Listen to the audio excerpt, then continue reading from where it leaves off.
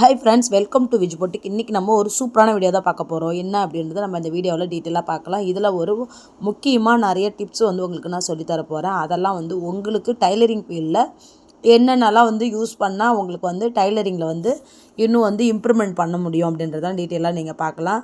இப்போ தான் என்னோடய சேனலை ஃபஸ்ட் டைம் வீடியோ பார்க்குறீங்க அப்படின்னா என்னோடய சேனலை சப்ஸ்கிரைப் பண்ணிவிட்டு பாருங்கள். அப்போ நான் போடுற வீடியோலாம் உங்களுக்கு உடனே நோட்டிஃபிகேஷன் வரும். வாங்க வீடியோக்குள்ளார போகலாம்.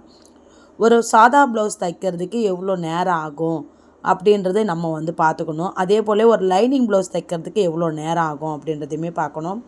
அதுக்கப்புறம் நம்ம இதெல்லாமே நம்ம கரெக்டாக வச்சுக்கிட்டோம் அப்படின்னா நமக்கு துணி அதிகமாக வரல.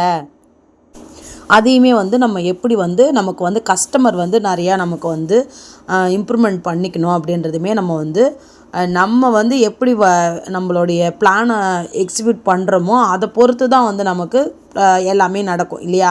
நீங்கள் இப்போ எனக்கு டைலரிங் நான் பழகிட்டேன், நான் பழகுனதுலேருந்து எனக்கு ஆர்டரே வரமாட்டேன் சிஸ்டர் அப்படின்றவங்க என்னென்னா நம்ம அதுக்கான எஃபர்ட் என்ன போட்டிருக்கோம் அப்படின்றது இருக்குது இல்லையா. பழகிட்டோம், நமக்கு துணி கொடுக்கல அப்படின்னு இருக்கக்கூடாது. நீங்கள் தான் அக்கம் பக்கம் இருக்கிறவங்ககிட்ட ஒரு 4 பேர்கிட்ட போயிட்டு நான் நல்லா ப்ளவுஸ் தைப்பேன், நீங்கள் கடையில் தைக்கிறத விட நான் ஒரு 10 ரூபா 20 ரூபா கூட கம்மி பண்ணி கூட நான் தைக்கிறேன், நீங்கள் கொடுத்து பாருங்கள், உங்களுக்கு ஓகேனா நீங்கள் கொடுங்க அப்படின்னு சொல்லிவிட்டு நீங்கள் போய் கஸ்டமரை உங்கள் அக்கம் பக்கம் இருக்கிறவங்ககிட்ட நீங்கள் அது மாதிரி வாங்கி தையுங்க. தைக்கும்போதே உங்களுக்கு அவங்க தைச்சி கொடுக்கும்போது அவங்களுக்கு நல்ல அவுட்புட் எல்லாமே அவங்க கேட்குற மாதிரி கிடச்சிச்சு அப்படின்னா அவங்க போய் ஒரு 4 பேர்கிட்ட சொல்லுவாங்க, அக்கா நான் உங்களுக்கு கம்மியாகவே நான் அவங்களுக்கு தைக்கூலி வாங்குகிறேன், நீங்கள் எனக்கு 2-3 கஸ்டமர் சொல்லி கொடுங்கக்கா, ஏதாவது ஒரு செலவுக்கு அடங்கும் இல்லைக்கா, சாப்பாட்டுக்கு ஓடும், இல்லை கரண்ட் பில் கொடுக்கலாம், இல்லை வாடகை கொடுக்கலாம், ஏதாவது ஒன்று நம்ம கொடுக்கலாம் இல்லையா அப்படின்னு சொல்லிவிட்டு நீங்கள் பேசுகிற விதத்தில் தான் இருக்குது. அதே போல் கஸ்டமர்கிட்ட எப்பயுமே மூஞ்ச காட்டாதீங்க மீனிங் என்னன்னாக்கா சிடுன்னு பேசக்கூடாது. வர்றவங்ககிட்ட நம்ம எப்படி பேசணுன்றது ரொம்ப ரொம்ப முக்கியம் இல்லையா. நமக்கு ஒரு சில பேர் நிறைய கஸ்டமர் நம்மக்கிட்ட ஒரு புதுசாக கஸ்டமர் வந்திருக்காங்க. அவங்க சொல்லியிருக்கிறது என்னன்னா, எனக்கு ஏற்கனவே இருந்த கஸ்டமர் எதனா ஒன்று கேட்டால் கூட ஒரு மாதிரி சிடுன்னு பேசுகிறாங்க, அதனாலே நான் அங்கேருந்து வந்துட்டேன் அப்படின்றவங்களாம் கூட இருக்கிறாங்க. நம்ம டைலரிங் ஃபீல்டில் நிறைய நம்மளை மாற்றிக்கணும். என்னுடைய சுபாவம் இப்படி தான் அப்படின்னா கூட சரி தான். நீங்கள் இந்த ஃபீல்டு தேர்ந்தெடுத்துட்டீங்க அப்படின்னா கண்டிப்பாக நீங்கள் உங்களுடைய சுபாவத்தை மாற்றிக்கணும். ஏன்னா நம்ம கஸ்டமருக்கு ஒவ்வொருத்தவங்க ஒரு மாதிரி இருப்பாங்க. ஏன்னா ப்ளவுஸை பொறுத்த வரைக்கும் நமக்கு அவ்வளோ சாதாரண விஷயம் கிடையாது. சுடிதார் கூட 2 front piece back piece sleeve ஏற்றிட்டு நம்ம அந்த ஷேப்பு பிடிச்சிட்டா வந்துடும், ஓகேங்களா. டாப்பு அவ்வளோ ரொம்ப ஈஸி தான். அது கூட ஒன்றும் அந்தளவுக்கு ப்ராப்ளம் வராது. ஆனால் ப்ளவுஸை பொறுத்த வரைக்கும் அப்படி கிடையாது. நமக்கு ஃப்ரண்ட் பீஸ் தனியாக, பட்டி பீஸ் தனியாக ஏற்றணும், அதுக்கப்புறம் கழுத்து பீஸு தனியாக ஏற்றணும், கை ஏற்றணும், பேக் ஏற்றணும், இதெல்லாம் நிறைய விஷயம் இருக்குது. அந்த டாட்டு 3 டாட் கரெக்டாக உட்காரணும், இதெல்லாம் நிறைய இருக்குது. சின்ன நுணுக்கங்கள் இதெல்லாம் நிறைய மிஸ் ஆகும். அதை நம்ம கரெக்டாக பார்க்கணும். அதனால் நம்ம எடுத்தவங்க ஒருத்தனும் கஸ்டமர்கிட்ட பேசிடக்கூடாது கண்டிப்பாக. ஏன்னா இதில் ஒரு சின்ன கரெக்ஷன் இருக்கும்போது அவங்க சொல்கிறாங்க அப்படின்னா நீங்கள் துணி கொடுக்கும்போது அவங்கக்கிட்ட சொல்லிவிடுங்க. என்னென்னா இந்த மாதிரி எதனா கரெக்ஷன் இருந்துச்சுன்னா எடுத்துன்னு கொடுத்து பிடிச்சிக்குவாங்க, லூஸு டைட்டு ஏன்னா இருக்குது அப்படின்னா நீங்கள் பண்ணிக்குவாங்க அப்படின்றத அவங்கக்கிட்ட சொல்லிவிடுங்க. நம்ம எந்த அளவுக்கு நம்ம நடந்துக்கிறோமோ அதை பொறுத்து தான் கஸ்டமர் நம்மக்கிட்ட நடந்துக்குவாங்க. இப்போ நான் உங்களுக்கு சொல்கிறேன், இப்போ எனக்கே இந்தமாதிரி கஸ்டமர் இருக்கிறாங்களா அப்படின்னு கேட்டிங்கன்னா கண்டிப்பாக இருக்கிறாங்க. நான் எல்லாருக்கிட்டையுமே ஒரே மாதிரியே பேச மாட்டேன். எனக்கு தெரியும் ஒரு சில பேர் கடுமுடுன்னு சொல்லி கொடுக்கும்போதே ஒரு மாதிரி கொடுப்பாங்க. அவங்கக்கிட்ட நான் கட்டந்துட்டாக சொல்லியே வாங்கிடுவேன். இதுக்கு இவ்வளோ ஆகும், இதுக்கு இவ்வளோ ஆகும், உங்களுக்கு ஓகேன்னா சொல்லுங்கள் நான் தைக்கிறேன், இல்லைன்னா எனக்கு வேலை இருக்குது, நீங்கள் கிளம்புறதா இருந்தால் கிளம்புங்க, இல்லை வேறு எங்கன்னா கூட கொடுத்து தைச்சிக்கோங்க அப்படின்னு நான் சொல்லிவிடுவேன். ஏன்னா அந்த கஸ்டமர் எப்படின்னா வளன்னு பேசிக்கிட்டே இருப்பாங்க. தையக்கூலி மட்டும் எனக்கு இது வேணும், அது வேணும், எனக்கு இப்படி இருக்கணும், அப்படி இருக்கணும், நெக்கு எனக்கு பாட் நெக்கு வேணும், நெக்கு வெவ்வேறு நெக்கு காமிப்பாங்க, இதெல்லாம் வேணும் அதெல்லாம் வேணும்னு சொல்லுவாங்க.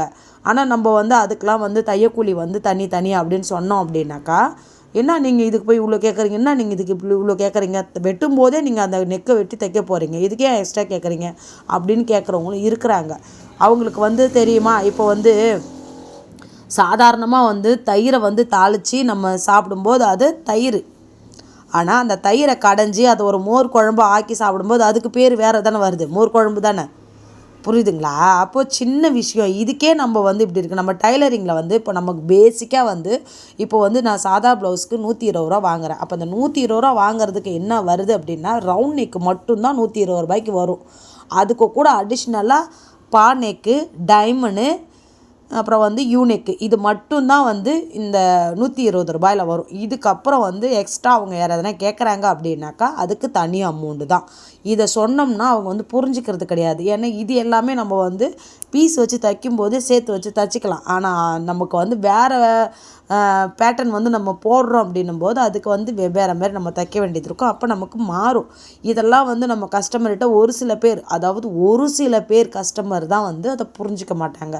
மித்தபடி எல்லா கஸ்டமரும் இப்போலாம் ஓரளவுக்கு வந்துட்டாங்க. ஏன்னா இப்போ விலைவாசி எந்த அளவுக்கு ஏறி இருக்குது, கரண்ட்டு பில்லு எந்த அளவுக்கு இப்போ யூனிட்டுக்கு எவ்வளோ ஏற்றிருக்கிறாங்கன்றதெல்லாம் தெரியுது இல்லையா? அதனால் புரிஞ்சுக்கிறாங்க. ஏன்னா நம்ம முன்னெல்லாம் வந்து 1 கிலோ தக்காளி என்ன விலை விற்றுது, ஒரு கிலோ துவரம்பருப்பு என்ன விலை விற்றுது, நம்ம ஒரு லிட்ரு எண்ணெய் இப்போ என்ன விலை விற்கிது, இப்படிலாம் போகிற போக்குக்கு பார்க்கும்போது நம்மளால் வந்து நம்மளுடைய குடும்பத்தை வந்து மேனேஜ் பண்ணி போகிறதுக்கு நமக்கு இந்த வருமானம் பத்துமா? அப்போ நம்ம போகும்போது நம்மளுடைய தையக்கூலியும் ஏற்றி தான் ஆகணும். எல்லாத்துக்குமே இப்போ விலைவாசி ஏறி போச்சு. இப்போ கரண்ட்டு கிட்ட சொல்லிட்டேன்னா ப்ளஸ் வந்து இப்போ நமக்கு நூல் விலை ஏற்றிட்டாங்க, கொக்கி விலை ஏற்றிட்டாங்க. இப்போ போய் நான் எல்லாமே வாங்கிட்டு வந்தேன் பார்த்தீங்களா? நான் ஏற்கனவே வாங்கிட்டு வந்ததை விட இப்போ நான் வாங்கிட்டு வந்தேன் பாருங்கள். போன வீடியோவில் நான் சொல்லியிருந்தேன் பாருங்கள். எல்லாமே விலை அதிகம்தான். முன்னை விட இப்போ எனக்கு விலை அதிகம். நான் என்ன பண்ணுறது? ஆனால் நம்ம டைலரிங் சம்மந்தப்பட்டது நமக்கு தேவை. நம்ம போய் வெவ்வேறு கடையில் போய் நின்று வாங்குறதுக்கு டைம் வேறு போகுது. அதனால் நம்ம மொத்தமாக வாங்கி வச்சுக்கிட்டோம். அப்போது இந்த மாதிரி இருக்கும்போது நமக்கு அது கட்டுப்படி ஆகணும். அப்போ என்ன பண்ணணும்? நம்ம விலைவாசி ஏறி போச்சுன்னா நம்ம தையக்கூலி ஏற்றி தான் ஆகணும். இப்போல்லாம் பார்த்துக்கிட்டிங்கன்னா நான் புடவைக்கு வந்து ஓரடிக்கிறதுக்கு வந்து எவ்வளோ வாங்குறேன் அப்படின்னா 30 ரூபா வாங்குகிறேன். சுடிதார் டாப்லாம் ஓரடிக்கிறதுக்கு 50 ரூபா வாங்குகிறேன்.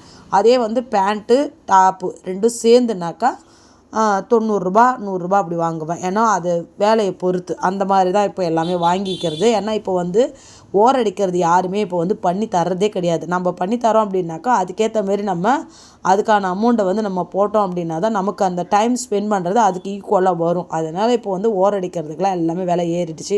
ப்ளவுஸ்க்கு விலை ஏற்றியாச்சு. லைனிங் பீஸு இப்போ விலை ஏறிடுச்சு. இப்போ லைனிங் நான் விசாரித்து பார்த்தா லைனிங்கும் விலை ஏறிடுச்சு. அப்போது அதுக்கேற்ற மாதிரி நம்மளும் பார்த்துக்கணும். இந்த தொழிலை பொறுத்த வரைக்கும் என்றைக்குமே நஷ்டம் வந்து நமக்கு வந்ததே கிடையாது. நம்ம உழைப்பு போட்டோம் அப்படின்னாக்கா கண்டிப்பாக நமக்கு கை மேலே பலன் இருக்குது. நீங்கள் பிளான் பண்ணுங்கள், எப்படி பண்ணணும் ஏதை பண்ணணுன்றதை யோசித்து உங்களுக்கு வந்து அந்தளவுக்கு எனக்கு புரியல, நான் என்ன பண்ணுறதுன்னு தெரியல அப்படின்றீங்கன்னா இதுபோல் யூடியூப்பில் போயிட்டு பார்த்தீங்கன்னா நிறைய பேர் வந்து இப்போது வந்து வீடியோ வந்து நமக்கு டைலரிங்கில் என்னென்ன பண்ணலாம், எப்படி பிளான் பண்ணலான்றது எல்லாமே சொல்கிறாங்க. நான் உட்பட இப்போ நிறைய பேர் வந்து மோட்டிவேஷன் வீடியோ போட்டுட்டு தான் இருக்கோம். அதை நீங்கள் பார்த்தீங்க அப்படின்னா கண்டிப்பாக வந்து உங்களுக்குமே ஒரு ஐடியா வந்து வரும். அதை வச்சு நீங்கள் உங்கள் டைலரிங் ஃபீல்டில் எப்படி நீங்கள் சக்ஸஸ் ஆகணும் அப்படின்றதுமே உங்களுக்கு ரொம்ப ரொம்ப ஈஸியாக வந்து புரிய ஆரம்பிச்சிடும். ஒரு சாதா ப்ளவுஸ்க்கு நம்ம எவ்வளோ டைமிங் எடுத்துக்கிறோம், அப்போது ஒரு நாளைக்கு நம்மளால் தைக்க முடியும் அப்படின்றத நீங்கள் வந்து கூட நம்மளே வந்து பார்த்து தெரிஞ்சுக்கலாம். அதே போல் பிகினராக இருக்கேன் நான். எனக்கு வந்து ப்ளவுஸ் வந்து கஸ்டமர்கிட்ட வாங்கி தைக்கிறதுக்கு கொஞ்சம் பயமாக இருக்குது, நான் என்ன பண்ணுறதுன்னு தெரியல அப்படி இருக்கீங்க அப்படின்னா உங்களுக்கு நீங்கள் ப்ளவுஸ் தைச்சி போடுங்க. கண்டிப்பாக நீங்கள் வந்து பேட்டர்ன் வந்து நெக் பேட்டர்னோ இல்லை வந்து பேட்டர்ன் ப்ளவுஸ் டிசைன் ப்ளவுஸோ இதெல்லாம் தைச்சி போடுறீங்க அப்படின்னா கண்டிப்பாக வந்து கஸ்டமருக்கு வந்து பார்ப்பாங்க நீங்கள் தைச்சி போடுறது. அப்போ யார்கிட்ட தைச்சேன்னு கேட்பாங்க. இல்லை நான் தான் தைச்சேன் அப்படின்னு சொன்னீங்க அப்படின்னாலேயுமே வந்து நல்லா வந்து உங்களுக்கு கஸ்டமர் வந்து வர்றதுக்கு நிறையா வாய்ப்பு இருக்குது. அதை வந்து நீங்களும் வந்து தக்க வச்சுக்கிட்டு எப்படி நீங்கள் நம்ம வீட்டில் இருந்துக்கிட்டே நம்மளால் வந்து மணி ஏர்ன் பண்ண முடியும், நம்மளும் வந்து சம்பாதிக்க முடியும் அப்படின்றது நீங்களுமே வந்து கூட வந்து பார்க்க ஆரம்பிக்கலாம். நீங்கள் கை மேலே பலன் வந்து பார்க்கலாம். இன்றைக்கி வந்து நிறைய படித்தவங்க கூட நம்ம வெளியில் போய் வேலை செய்ய முடியாத சூழ்நிலை இருக்கிறவங்க கூட இந்த டைலரிங் ஃபீலை எடுத்து வச்சுக்கிட்டு வீட்டில் இருந்துக்கிட்டே பண்ணலாம். புரியுதுங்களா?